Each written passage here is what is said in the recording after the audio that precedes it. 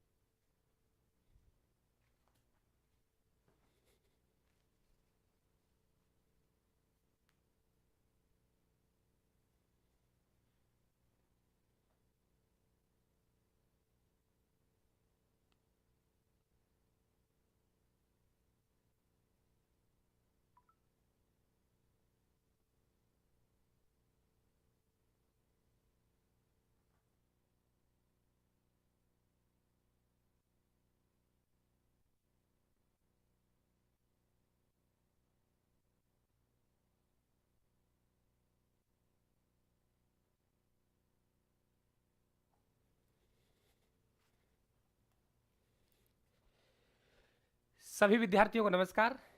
आप सभी का स्वागत है हिमालय एजुकेशन हब पे साथियों। पशु परिचर का बैच और उसमें राजस्थान जी के साथियों, पहली बार तो सिलेबस काफ़ी बड़ा दे दिया है। वहाँ से एक विद्यार्थी ये निर्धारण नहीं कर पा रहा सर हमें क्या छोड़ना चाहिए, क्या पढ़ना चाहिए। आप चिंता मत कीजिए।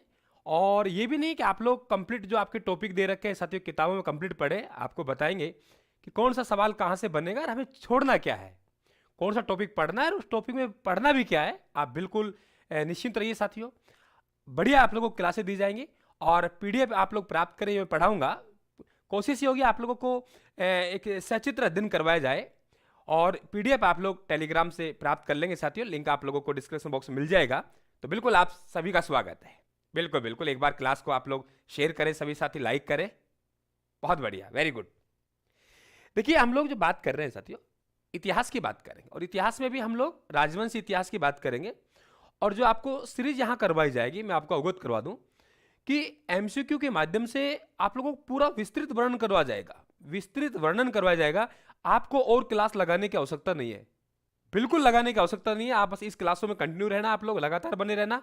आपको कहीं भी क्लास लगाने की आवश्यकता नहीं पड़ेगी साथियों। जरा देखिए आप लोग, हम प्रश्नों के माध्यम से चलेंगे। पहला प्रश्न हमारे सामने ये रहा, राजपूताना प्रदेश में गुहिल वंश ने शासन किया था। पहला प्रश्न है आप लोगों के, क्योंकि हम जिस इतिहास की बात करने जा रहे हैं वो इतिहास हम लोग मेवाड़ के इतिहास पढ़ रहे हैं। और मेवाड़ में जिस वंश ने शासन किया है उस वंश का नाम गुहिल राजवंश है। कौन सा राजवंश है? गुहिल राजवंश।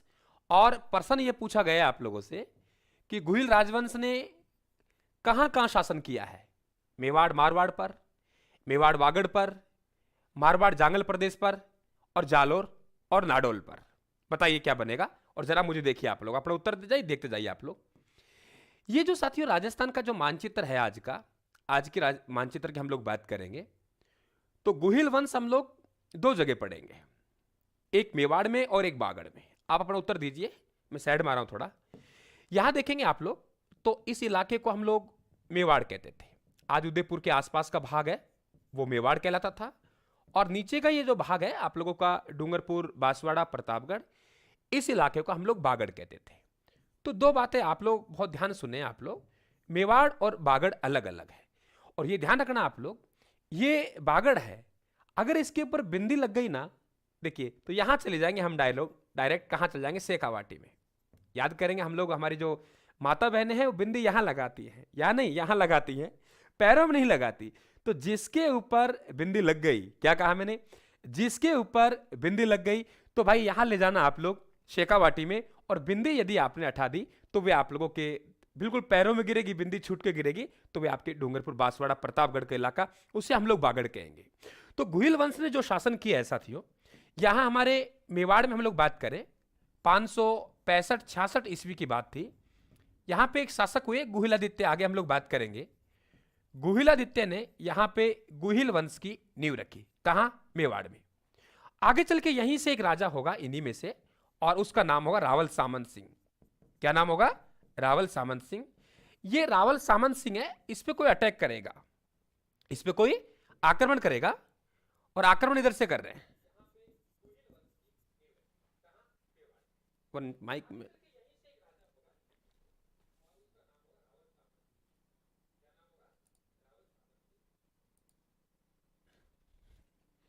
तो यहां हमारे पास में आक्रमण की बात करें हम लोग तो जालोर के थे, ध्यान सुने आप लोग, जालोर, जालोर के कीर्तिपाल चौहान थे। जालोर कौन थे? कीर्तिपाल चौहान। ये जालोर का कीर्तिपाल चौहान, समय था 1177 ईस्वी का, ये अटैक करेगा मेवाड़ पर। और मेवाड़ पे उस समय राजा कौन है? रावल सामंत सिंह। रावल सामंत सिंह, हाँ नमस्ते भाई, नमस्ते सभी को, बिल्कुल मुकेश जी, बिल्कुल अंकिता, अंकित वाइलो जी, बहुत बढ़िया, स्वागत आपका। ये सामंत सिंह पर अटैक करेगा और सामंत सिंह यहां से पराजित होगा और ये पराजित होके वागड़ में जाएगा और वागड़ में जाके गुहिल वंश की नींव रखेगा। गुहिल वंश की क्या रखेगा? नींव रखेगा। इसका मतलब वागड़ में जो गुहिल वंश के संस्थापक है वो कौन है? वो रावल सामंत सिंह है। और रावल सामंत सिंह कहां से आया? मेवाड़ में। यानी मेवाड़ से ही एक राजा किसी से पराजित होता है, और किससे पराजित होता है? कीर्तिपाल चौहान से पराजित होकर कहां पहुंच जाता है? बागड़ पहुंच जाता है और बागड़ में जाके गुहिल वंश की नींव रखता है। ये आप लोग ध्यान रखेंगे।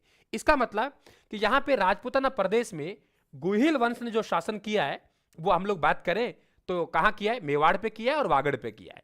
अब डायरेक्टली आपसे सवाल बनेगा कि बताइए मेवाड़ में गुहिल वंश के संस्थापक कौन है? तो आप बताएंगे सर गुहिलादित्य है। भाई कब नींव रखी गई? 565-66 ईस्वी में, ये आप लोग ध्यान रखें। और वागड़ में गुहिल वंश के संस्थापक की बात करें तो आप लोग कहेंगे रावल सामंत सिंह। कौन है? रावल सामंत सिंह। और रावल सामंत सिंह है, इन्होंने कब? 1178 ईस्वी में।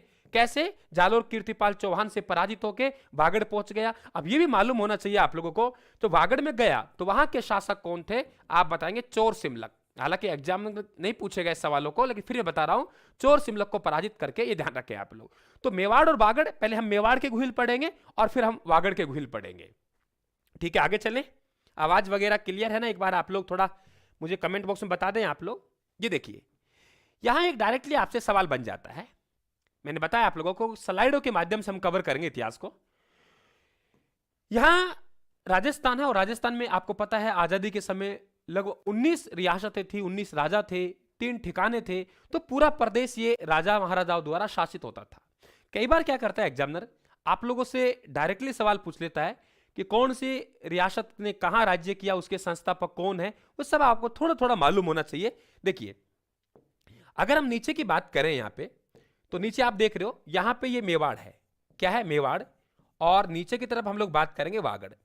मेवाड़ और वागड़ पर जो शासन करेगा वो कौन करेगा? गुहिल राजवंश करेगा। हम कह सकते हैं सर ये जो मेवाड़ है दक्षिणी राजस्थान कह दीजिए आप लोग, फिर हमने इसको उदयपुर भी कहा, किसी जमाने में सिव जनपद भी कहा। तो यहां पे जो शासन करेगा वो गुहिल राजवंश करेगा। अगर इधर आप लोग चलेंगे यहां से इस दिशा में, तो यहां पे ये हाड़ौती आ जाएगी। हाड़ौती भी जो शासन किया साथियों, कोटा, बूंदी, बारा, झालावाड़। हम दक्षिणी पूर्वी राजस्थान की बात कर रहे हैं, दक्षिणी पूर्वी पठारी भाग की बात करें। बिल्कुल गुजर साहब, राम राम। आवाज आप एक बार थोड़ा चेक कर ले, आवाज वगैरह ठीक है ना? क्वालिटी वगैरह कोई सुझाव तो आप लोग बता दें। हमने बेहतर से बेहतर बनाने का प्रयास किया है। हिमालय एजुकेशन हब पर बेहतर से बेहतर हम लोग बना रहे हैं, चिंता मत कीजिए आप लोगों। आपको मैट्रिक अच्छा पढ़ाया जाएगा और पढ़ाने का ढंग भी अलग रखेंगे हम लोग, ताकि आसानी से आपके समझ में आ जाए। तो हाड़ौती में जो शासन करेगा वो हाड़ा राजवंश करेगा। इधर देखिए ये रणथंबोर है, रणथंबोर में चौहान राजवंश शासन करेंगे, हम लोग पढ़ेंगे।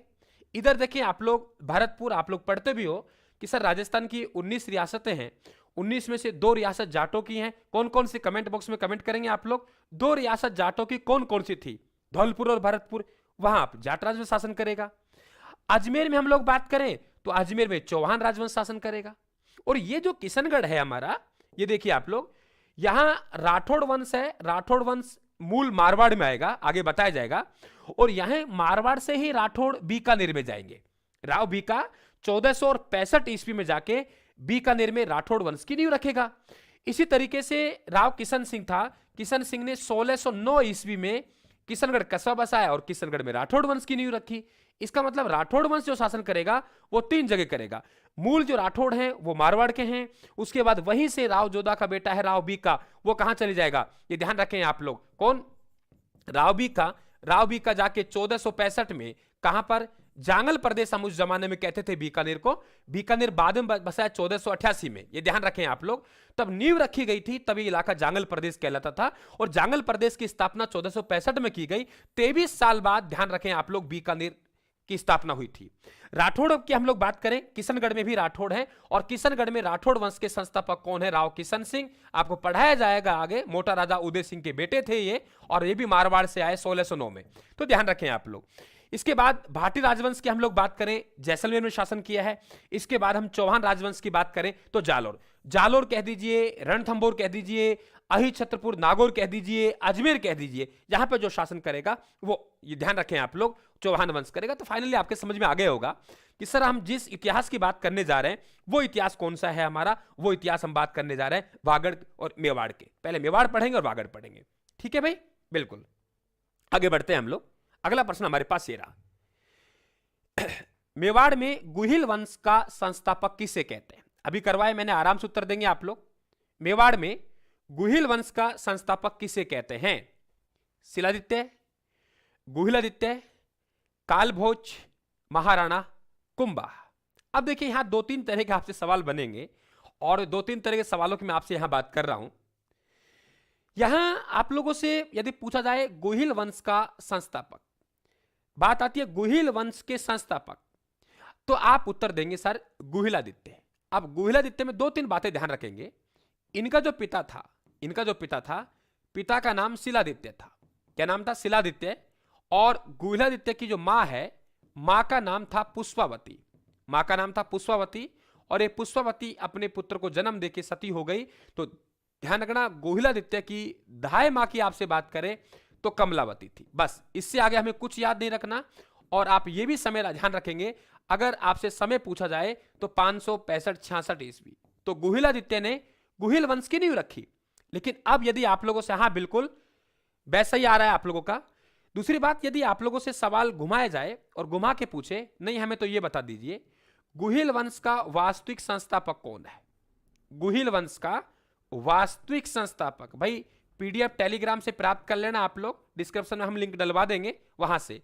गुहिल वंश का वास्तविक संस्थापक की यदि आप लोगों से बात की जाए तो ध्यान रखना आप लोग कालभोज। अभी बताऊंगा आप लोगों को आगे स्लाइड के माध्यम से। दोनों सवालों को ध्यान रखें आप लोग।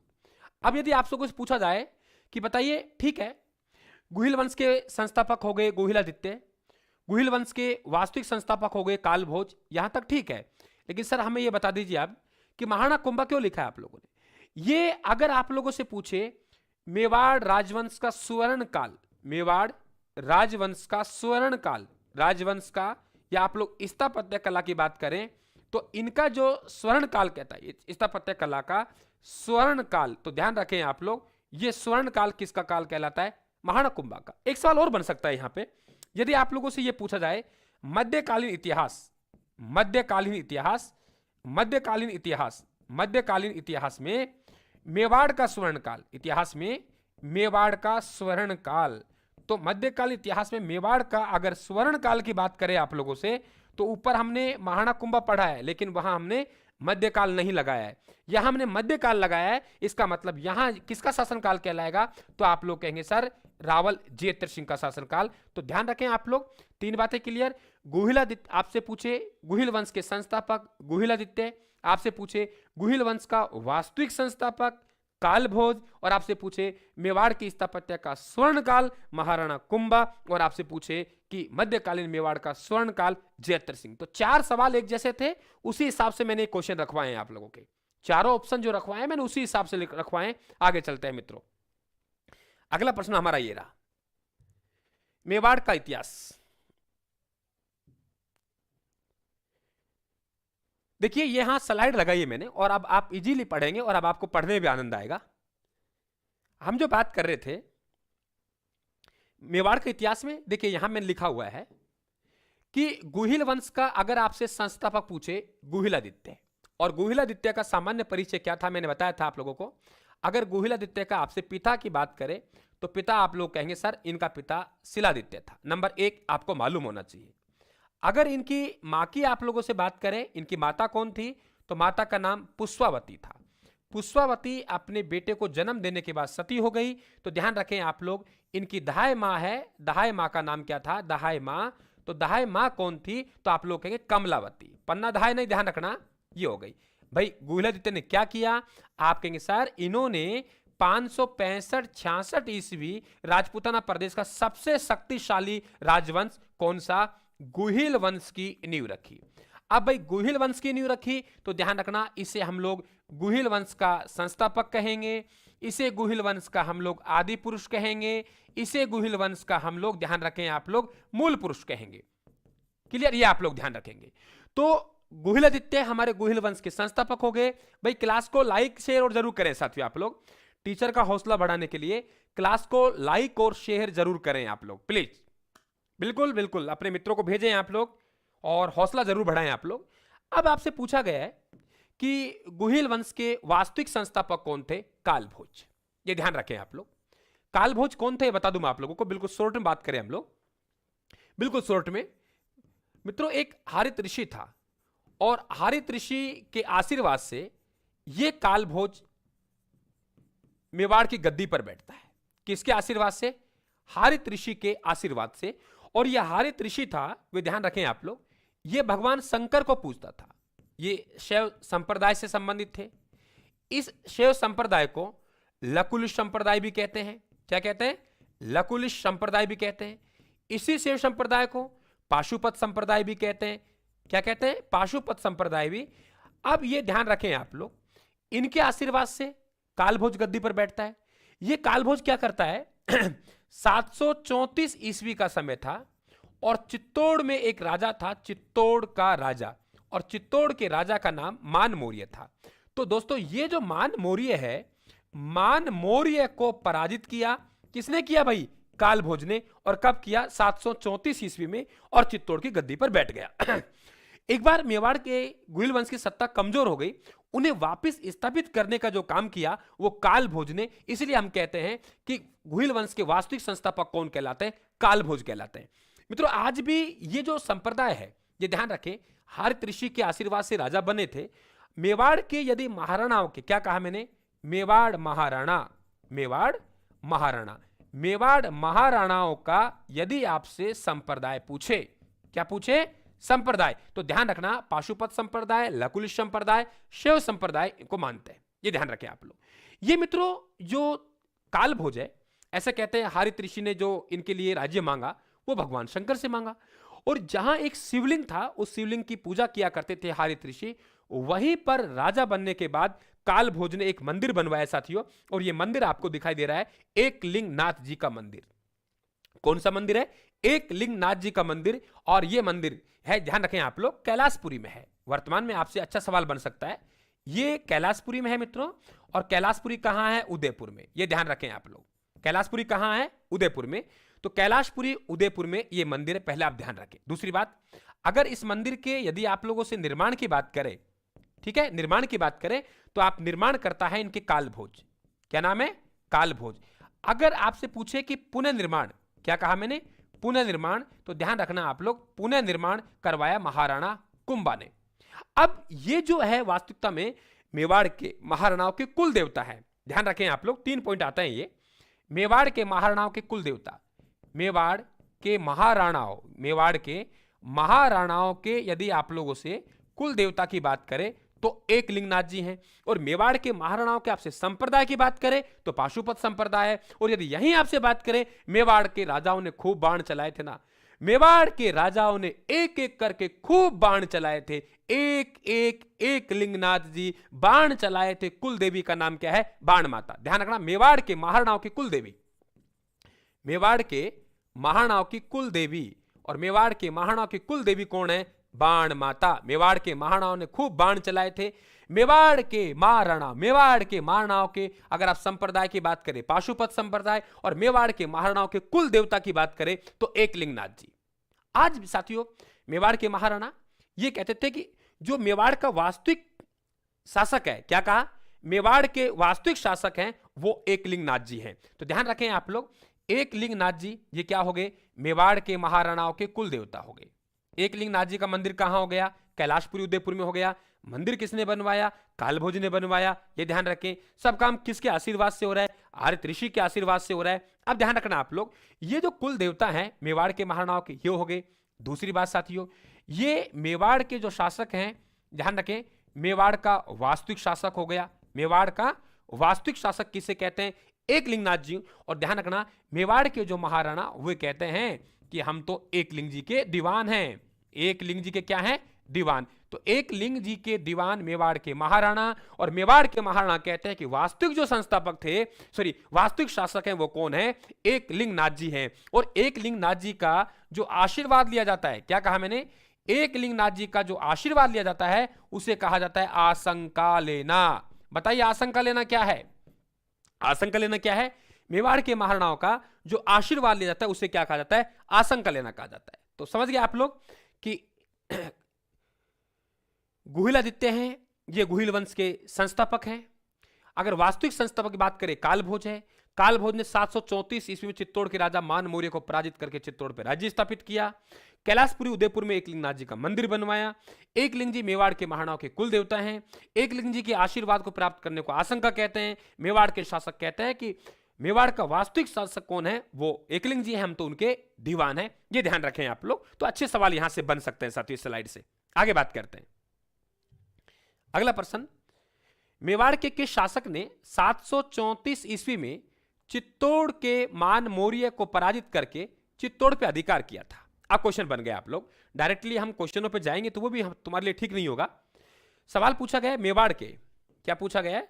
मेवाड़ के किस शासक ने 734 में चित्तौड़ के मान मौर्य को पराजित करके चित्तौड़ पर अधिकार स्थापित किया था? आपने पढ़ा भी है साथियों। ये यहां पे मौर्यों का शासक रहा है। आप उत्तर दीजिए अपना, क्योंकि चित्तौड़ दुर्ग है, उसके यदि आप निर्माण की बात करते हैं तो उसका निर्माण चित्रांगन मौर्य ने किया है। अब इसका मतलब यह हुआ कि सर यहां पे मान मौर्य को पराजित किया है और कालभोज ने राज्य स्थापित किया है। तो ये मान मौर्य हैं, ये ध्यान रखना, चित्तौड़ के अंतिम मौर्य शासक हैं। चित्तौड़ के अंतिम मौर्य शासक। तो चित्तौड़ के जो अंतिम मौर्य शासक हैं वो कौन है? मान मौर्य है। इसका मतलब कि यहां पे उत्तर क्या बन रहा है आप लोगों का? कालभोज। साथियों कालभोज है, और हरित ऋषि के आशीर्वाद से इनको बिल्कुल सही है। बिल्कुल बिल्कुल पवार जी सही कह रहे हो आप लोग। कालभोज बहुत बढ़िया। कि ये जो कालभोज है इन्हीं को भप्पा रावल भी कहेंगे। ये ध्यान रखें आप लोग, इन्हीं को भप्पा रावल कहेंगे। और यदि आपसे पूछा जाए कि मेवाड़ में सर्वप्रथम सोने के सिक्के, मेवाड़ में सर्वप्रथम यदि आप लोगों से बात करें कि सर सोने के सिक्के किसने चलाए, तो सर्वप्रथम सोने के सिक्के किसने चलाए? कालभोज ने। ये भी आप लोग ध्यान रखेंगे।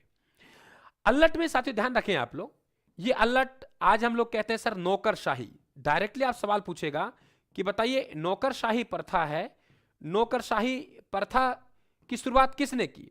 यानी अपने राज्य में नौकरी देने का जो काम किया साथियों, वो नौकरशाही प्रथा कहलाती है। और यह भी ध्यान रखें आप लोग, ये काम कौन कर रहा है? अल्लट कर रहा है। तो उत्तर क्या बनेगा आप लोगों का? कालभोज। ठीक है, आगे बढ़े। स्पीड कम ज्यादा करनी हो मुझे बता देना आप लोग, ठीक है? लेकिन हम सोच रहे हैं कि आप लोग आए हो पढ़ने के लिए, तो इतना बढ़िया पढ़ के जाएं और आश्वस्त होके जाएं कि हाँ सर हमें कहीं जाने की जरूरत नहीं है, सवाल हमारा इससे बाहर नहीं जाएगा, हमें हिमालय एजुकेशन हब पर लगातार रहना है। इस विश्वास के साथ हम क्लास शुरू कर रहे हैं, इसलिए जल्दीबाजी नहीं कर रहे। अगर आप लोगों को लगे सर जल्दी कीजिए तो बिल्कुल जल्दी करवा देंगे हम लोग, लेकिन कोशिश यह है कि आप लोगों को एक अलग पहचान दें हम राजस्थान में, अलग आप लोगों को अलग लेजा खड़े करें। उसके लिए थोड़ी सी मेहनत आप लोगों को करनी पड़ेगी साथियों, बाकी हम हमारे ऊपर छोड़ दीजिए आप लोग, ठीक है? बिल्कुल आपको कंप्लीट सिलेबस कराएंगे, चिंता करने की आवश्यकता नहीं है। देखिए अल्लट में यहां मैंने लिखा हुआ है सब कुछ ताकि हमारा समय के बचे। देखो अल्लट के पिता का नाम एक गीत गाएंगे हम लोग, भरत भट्ट। आपको मालूम होगा हर इतिहास में भी गीत गाए जाते हैं, ठीक है? माता का नाम महालक्ष्मीवती, महालक्ष्मी, ये ध्यान रखें आप लोग। गठन इन्होंने नौकरशाही प्रथा का किया, अपने राज्य में विभिन्न पद बनाए और नौकरशाही प्रथा का इन्होंने क्या किया? गठन किया। उपनाम है साथियों इन्हें आलू रावल कहते हैं, गीत जरूर सुनना, मैं गा रहा हूं अभी थोड़ी देर में, आलू रावल। और राजधानी इन्होंने अपनी राजधानी आहड़ को बनाई, और साथियों आहड़ में ही एक मंदिर बनवाया और उस मंदिर का नाम है वरहा मंदिर। और ध्यान रखना इन्होंने एक अंतरराष्ट्रीय विवाह किया था हुण राजकुमारी से, हुण राजकुमारी से इन्होंने क्या किया? विवाह किया। आप देख गीत गा रहा हूं। पिता का नाम भरत भट्ट, ये तो आप देख लीजिए। मां का नाम महालक्ष्मी, गठन नौकरशाही प्रथा का किया, उपनाम आलू रावल हो गया, राजधानी आहड़ में हो गई, मंदिर वरहा मंदिर कहेंगे, और विवाह हुण राजकुमारी से किया। और जरा देखिए आप नवदीप जी, भरत भट्ट की पत्नी महालक्ष्मी का बेटा अल्लट। क्या कहा मैंने? भरत भट्ट की पत्नी महालक्ष्मी का बेटा अल्लट। सुनिए सुनिए, भरत भट्ट की पत्नी महालक्ष्मी का बेटा अल्लट नौकरी लगते ही आलू लेकर आया। नौकरी लगते ही आलू लेकर आया, आहड़ के वरहा मंदिर के चढ़ाया, हुण राजकुमारी से विवाह रचाया। दोबारा देखिए, भरत भट्ट की पत्नी महालक्ष्मी का बेटा अल्लट नौकरी लगते ही आलू लेकर आया, आहड़ के वरहा मंदिर के चढ़ाया, हुण राजकुमारी से विवाह रचाया। हो गया याद? आप गाइए, आप अपने मन में ही गा लीजिए। भरत भट्ट की पत्नी महालक्ष्मी का बेटा अल्लट नौकरी लगते ही आलू लेकर आया, नौकरी लगते ही आलू लेकर आया, आहड़ के वरहा मंदिर के चढ़ाया, हुण राजकुमारी से विवाह रचाया। यानी पिता का नाम भरत भट्ट, मां का नाम महालक्ष्मी, गठन नौकरशाही प्रथा का किया, उपनाम आलू रावल हो गया, राजधानी आहड़ को बनाई, मंदिर आहड़ में वरहा मंदिर बनाया, विवाह हुण राजकुमारी से रचाया। एक बार आप कमेंट बॉक्स में जरूर कमेंट कीजिए कि क्या आपके अल्लट याद हो गया क्या। और भाई लाइक कीजिए क्लास को।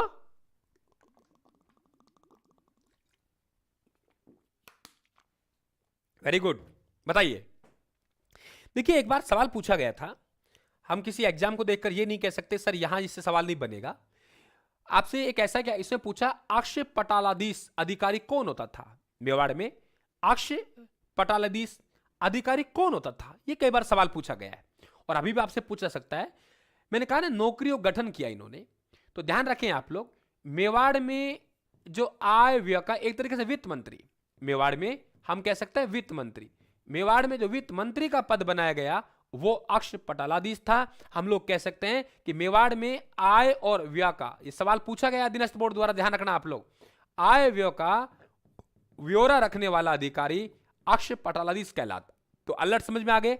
एक देखिए, हम लोग कई बार कहते हैं साथियों, त्रिभुवन नारायण का मंदिर चित्तौड़ में पढ़ते हैं हम लोग, तो ये आपको जो मंदिर दिखाई दे रहा है ये त्रिभुवन नारायण का मंदिर है।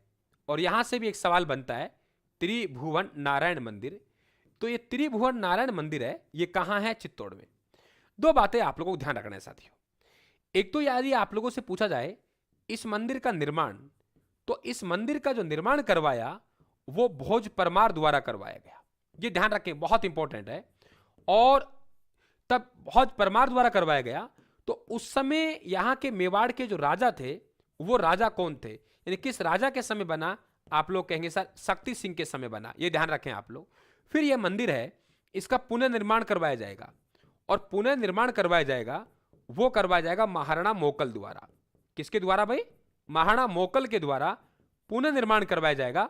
और इस मंदिर का नाम बदलकर, ये ध्यान रखें, इसे हम वर्तमान में समाधीश्वर मंदिर कहते हैं। क्या कहते हैं?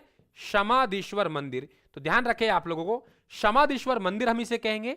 तो मेरे हिसाब से यहां से बिल्कुल फैक्ट क्लियर हो गया होगा आप लोगों के कि त्रिभुवन नारायण का मंदिर सर चित्तौड़ में है।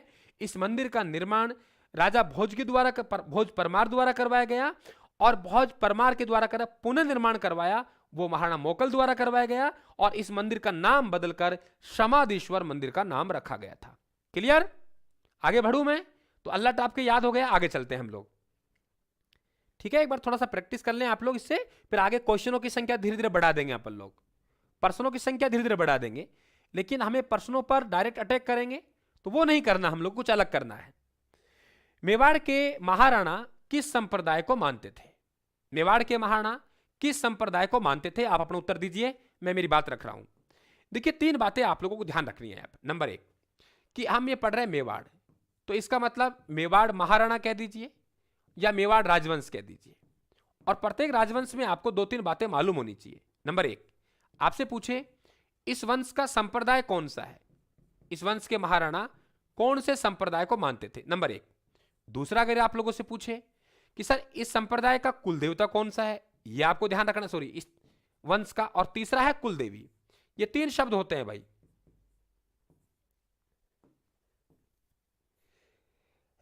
सॉरी, ये हमारा तीसरा आता है कुल देवी। तीन बातें मालूम होनी चाहिए आप लोगों को प्रत्येक राजवंश में।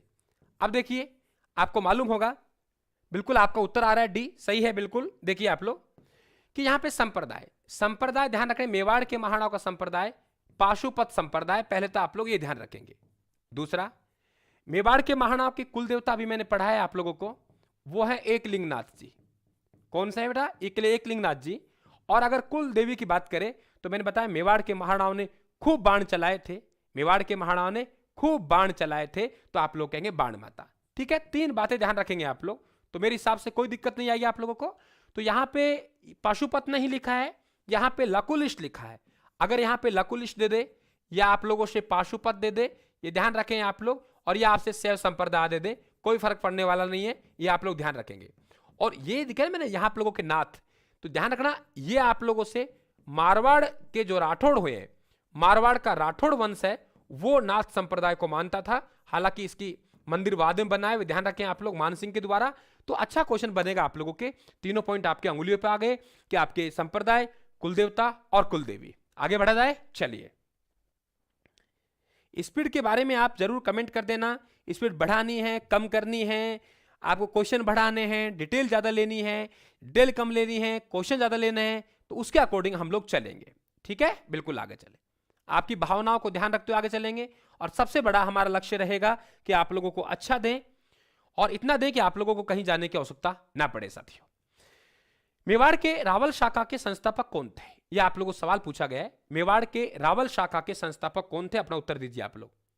मेवाड़ के रावल शाखा के संस्थापक कौन थे? मेवाड़ के रावल शाखा के संस्थापक कौन थे, यह आपको बताना है। देखिए, हमारे पास साथियों यहां पे गुहिल राजवंश चल रहा है। क्या चल रहा है? गुहिल राजवंश हम लोग पढ़ रहे हैं, और ये गुहिल राजवंश है, यहां पे एक बंटवारा होगा और विभाजन होगा रण सिंह के समय।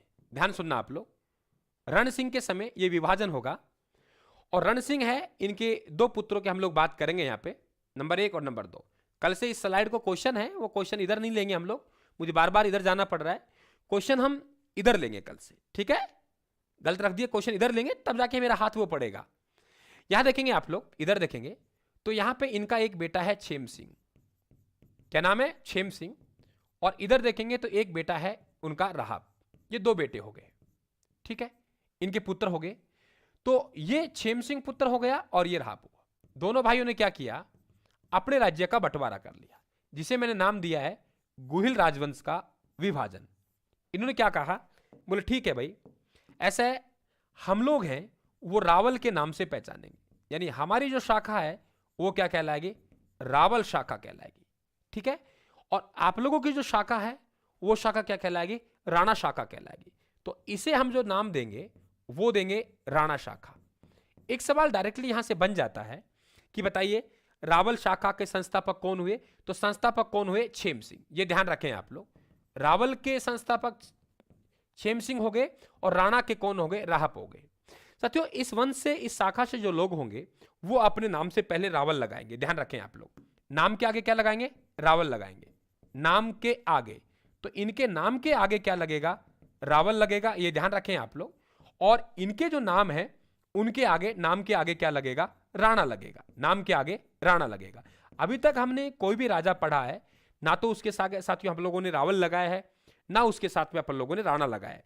रावल नहीं लगाया, राणा भी नहीं लगाया, क्योंकि रावल और राणा ये क्या चीजें हैं, आपसे कभी पूछा जाए तो आपके सर मेवाड़ के महाराणा जो रावल शाखा से हुए हैं वो अपने नाम से पहले रावल लगाएंगे, और मेवाड़ के महाराणा जो राणा शाखा से हुए हैं वो अपने नाम से पहले राणा लगाएंगे। हमारे पास में ये जो रावल शाखा है, ये ध्यान रखें आप लोग, ये क्या करेगी? राज्य करेगी। क्या करेगी? राज्य करेगी, यानी ये क्या बनेंगे? राजा बनेंगे। और ये है जो एक जागीरदार टाइप में साथियों हम लोग कहेंगे, ये सिसोदा गांव में रहेंगे। कौन से गांव में? सिसोदा गांव में।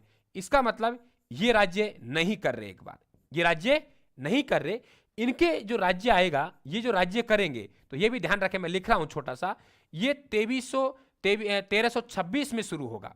1326 में इनका राज्य शुरू होगा, ध्यान रखें आप लोग। तो इसका मतलब जो राजा बनेगी वो रावल शाखा बनेगी, और जो सिसोदा गांव में रहेगी वो कौन सी शाखा रहेगी? राणा शाखा रहेगी। तो मेरे हिसाब से ये फैक्ट बिल्कुल क्लियर हो गया कि अपने नाम से पहले सर रावल लगाएंगे क्योंकि रावल शाखा से हैं, अपने नाम से पहले राणा लगाएंगे क्योंकि राणा शाखा से। पहले जो शासन किया है वो ध्यान रखें आप लोग, रावल शाखा ने किया है, और बाद में जो शासन किया है वो राणा शाखा ने किया है। और मैं चाहूंगा कि यहां आप लोगों को ढंग से समझाया जाए। एक बार इसको देखिए, एक बार समझाना पड़ेगा। साथियों यहाँ पे हम लोग बात कर रहे हैं, बहुत बारीकी से समझेंगे आप लोग, तभी क्वेश्चन हल होंगे आगे चल के। ये हमारे पास गुहिल राजवंश है और हम कह रहे हैं गुहिल राजवंश को हमने दो शाखाओं के रूप में बांटा है। अभी एक शाखा हम बात करें तो वह शाखा हमारे पास में कौन सी हो गई, वो ध्यान रखें आप लोग, राणा शाखा हो गई। ये राणा शाखा हो गई। और ये भी आपको पता है, अगर राणा शाखा से हम लोग बात करेंगे कि यहाँ पे जो इसके संस्थापक हैं उनका नाम अपन लोगों ने क्या लिखा है, अभी रहा पे है। तो ध्यान रखना आप लोग ये है, और इनके वंशज आगे चलते रहेंगे। इधर अपन लोग जो बात करते हैं वो अपने पास में कौन सी शाखा है, रावल शाखा है। ये रावल शाखा है, ये भी हमने पढ़ा।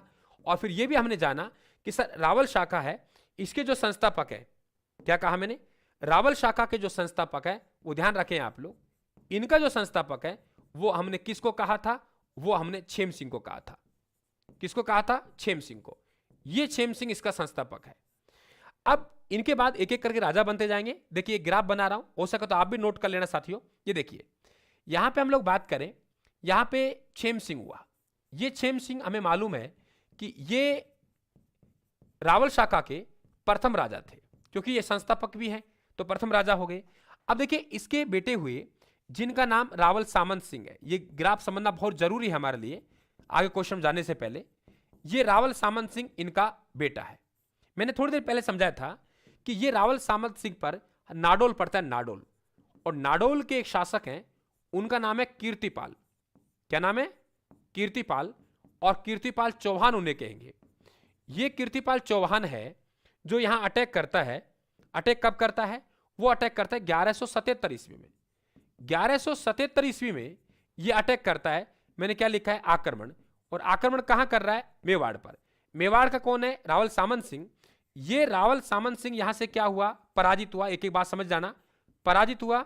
और पराजित होकर कहां चले गया, ये ध्यान रखें आप लोग, ये पहुंच गया बागड़ में।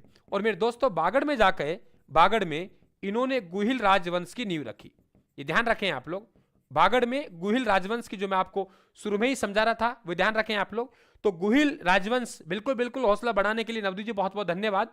अपने सभी मित्रों को क्लास में लाएं आप लोग, बताएं आप लोग। बिल्कुल बच्चों को पता लगने में थोड़ा समय लगेगा, आप लोग बताएं, हम अच्छा पढ़ा सकते हैं साथियों। लेकिन आगे बढ़ाना, आपको प्रचार प्रसार करना आपका दायित्व बनता है। आपका ये ध्यान रखें, हम लोग, हमारा कर्तव्य है कि हम आपको अच्छा पढ़ाएं, अच्छा पढ़ा के आपके साथ धोखा ना हो, आपके समय का सदुपयोग हो, आपसे कम बातें हो, कम से कम गीत और शायरिया हो। हम आप लोगों को एकाग्र होकर पढ़ाएं। आप 1 घंटा देके जाएं तो उसके 1 घंटे का पूरा हक लेके जाएं साथियों। नहीं 1-1 घंटे में 10-10 मिनट क्लासें होती है, 90-50 मिनट तो वैसे निकल जाती। हम भी आप लोगों से उम्मीद करते हैं कि आप क्लास को शेयर करें, लाइक करें। जिस प्रकार से हमारा कर्तव्य बनता है, ठीक उसी प्रकार से साथियों आपकी ड्यूटी बनती है कि आप सामने वाले को आगे बढ़ाएं। जिस चैनल पे आप करें साथियों, उस चैनल को आप लोग आगे बढ़ाएं। तो क्लास को अपने सभी मित्रों को शेयर जरूर करें आप लोग। वादा है आप लोगों को आगे ले जाएंगे, इसमें कोई किंतु परंतु नहीं है साथियों। आज नहीं तो कल ले जाएंगे, लेकिन एक दिन हिमालय एजुकेशन हब, वादा है, राजस्थान में टॉपर होगा और निश्चित तौर से अच्छे सिलेक्शनों का गढ़ बनेगा साथियों, ध्यान रखें आप लोग। लेकिन एक बार आपको सपोर्ट की आवश्यकता है। बागड़ में क्या हो गया, गुहिल राजवंश की नींव डाली, ये ध्यान रखें आप लोग। अब ये भी आपको पता है साथियों, ये कहां चलेगा, बागड़ में। तो बागड़ में आपसे पूछे गुहिल वंश का संस्थापक कौन हुआ, तो आप लोग कहेंगे रावल सामंत सिंह। अब सामंत सिंह यहां है नहीं साथियों, तो ध्यान रखना आप लोग। अब कीर्तिपाल चौहान का बताइए, मेवाड़ पर अधिकार हुआ कि नहीं हुआ। कीर्तिपाल चौहान पे कीर्तिपाल चौहान का अधिकार हो गया, लेकिन ये जो रावल सामंत सिंह है, ये ध्यान रखें आप लोग, इनका भाई है और भाई का नाम है रावल कुमार सिंह। भाई का नाम क्या है, रावल कुमार सिंह। ये रावल क्यों लगा रहा हूं, क्योंकि रावल शाखा से हैं, तो रावल कुमार सिंह, इसका मतलब समझ लीजिए आप लोग कि 2 नंबर पे राजा कौन बन रहा है, कुमार सिंह। और कुमार सिंह ने पहले आते ही क्या किया, वे ध्यान रखें आप लोग, इसने कीर्तिपाल चौहान को पराजित किया। जो कीर्तिपाल चौहान सामंत सिंह के समय मेवाड़ की गद्दी, मेवाड़ संभाल रहा है, मेवाड़ पर अटैक किया, मेवाड़ पर अधिकार कर लिया, तो उसका भाई सामंत सिंह यहां से चले गया। और सामंत सिंह के भाई कौन है, कुमार सिंह है। तो वे कुमार सिंह है, ये ध्यान रखें आप लोग। ये कुमार सिंह कीर्तिपाल चौहान है, यहां पराजित हुआ। और ये पराजित होकर, ध्यान रखना आप लोग, आगे एक फैक्ट काम देगा, ये पहुंच गया जालोर। यहां पराजित होकर जालोर जाएगा और जालोर में ध्यान रखें आप लोग, चौहान राजवंश की नींव रखेगा। चौहान वंश की नींव ध्यान रखें आप लोग, आप कड़ी से कड़ी जोड़िए। कीर्तिपाल चौहान नाडोल से आया, नाडोल के बाद मेवाड़ पर अटैक किया, मेवाड़ पर अटैक किया, सामंत सिंह पराजित हुआ, सामंत सिंह बागड़ चले गया, इसका मेवाड़ पर अधिकार हो गया।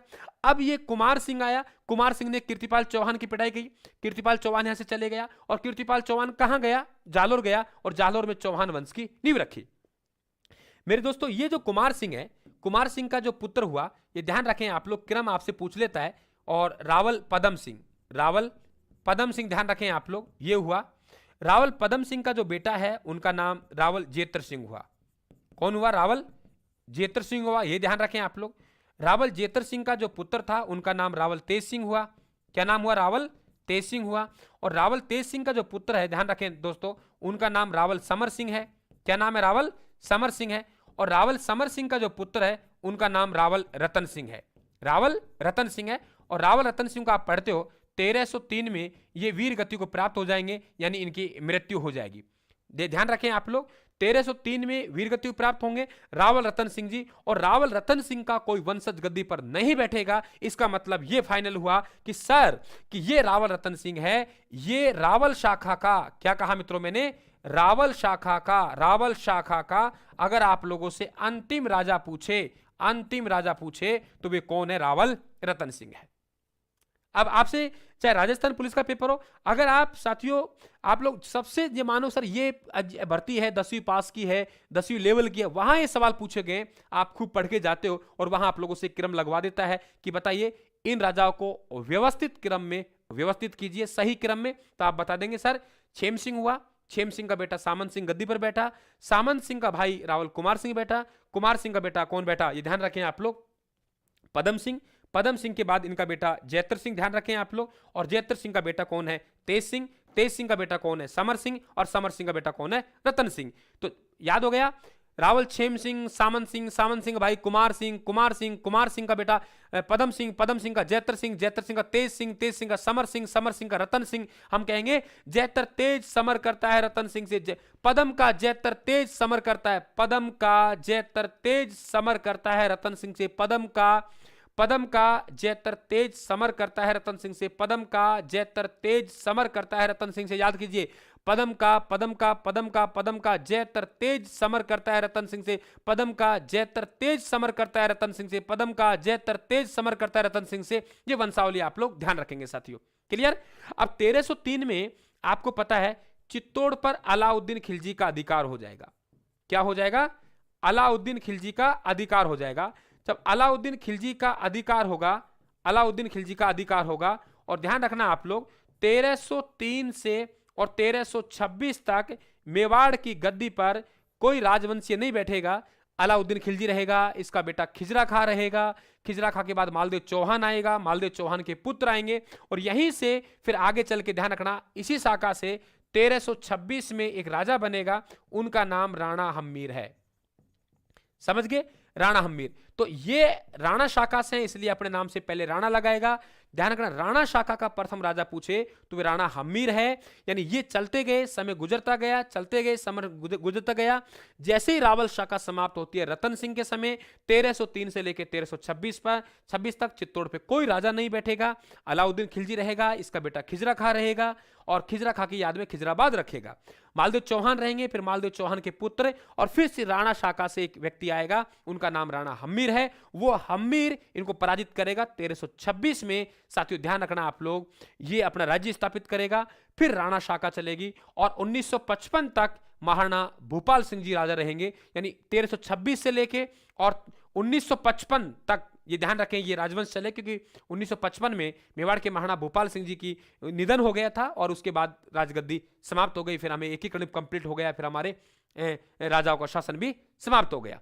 तो ये ध्यान रखेंगे आप लोग। तो आज की क्लास साथियों हम लोग इतनी रखेंगे, और कल से ठीक आप लोगों के 9:05 में हम लोग क्लास शुरू करेंगे, और 10 बजे आपके क्लास साथियों आपके 10:05 में क्लास खत्म होगी। आप अपना सुझाव जरूर अवगत करवा दें कि आप लोग एमसीक्यू टाइप में क्वेश्चन पढ़ना चाहते हो, एमसीक्यू लेंगे, लेकिन एमसीक्यू के साथ हम डिटेल लेंगे तो अच्छा क्लियर होगा, ठीक है। और यदि आप लोग कहीं सर एमसीक्यू हमें लेके चले, तो बिल्कुल फिर हम एमसीक्यू में लेके चलेंगे, है ना। तो बिल्कुल आप साथियों अपना सुझाव है वो सुझाव कमेंट बॉक्स में जरूर दें। ये पूर्ण विश्वास दिला सकते हैं आप लोगों को कि हिमालय एजुकेशन हब निश्चित तौर से आप लोगों को शिक्षा के क्षेत्र में नई क्रांति लाने जा रहा है साथियों। क्रांति आएगी, उसमें आप सबका सपोर्ट चाहिए, जितना हमसे बनेगा बिल्कुल हम भी देंगे। तो बिल्कुल आप सभी मित्रों को शुभ रात्रि। कल हम लोग वापिस वही 9 बजे साथियों हम मिलेंगे, 9 से 10 हमारी क्लास रहेगी। लेकिन आपके सुझाव जरूर दे के जाएं, आप लोग कमेंट बॉक्स में सुझाव जरूर देना कि आप किस प्रकार का अध्ययन पसंद करते हो साथियों, ताकि आपकी भावनाओं को ध्यान में रखते हुए उसी पद्धति से आपको अध्ययन करवाया जाएगा। आप सभी को एक बार साथियों राम राम, सभी को शुभ रात्रि।